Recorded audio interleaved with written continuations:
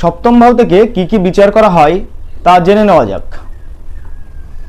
সপ্তম ভাব জীবনসাথী ভাব। সপ্তম ভাব পুরুষের পক্ষে স্ত্রী,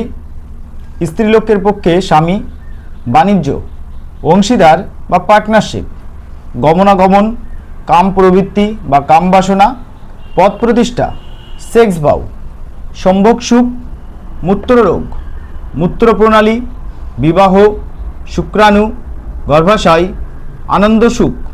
বিয়ের সময়, স্বামী স্ত্রীর স্বভাব, চরিত্র ও চেহারা, দাম্পত্য সুখ দুঃখ, প্রেমের সম্পর্ক বিয়েতে রূপ নেবে কিনা, পার্টনারশিপ ব্যবসা, মানুষের সঙ্গে মেলামেশা, জনপ্রিয়তা, আইনি চুক্তি, বাণিজ্যিক চুক্তি, বিপরীত লিঙ্গের প্রতি আকর্ষণ, ব্যবসায় গ্রাহক, জনসাধারণের সঙ্গে সম্পর্ক, বৈবাহিক সম্পর্কের ঘনিষ্ঠতা, মামলা মোকদ্দমার প্রতিপক্ষ যারা প্রকাশ্যে বিরোধিতা করে, এগুলি আমরা সপ্তম ভাব থেকে বিচার করে থাকি।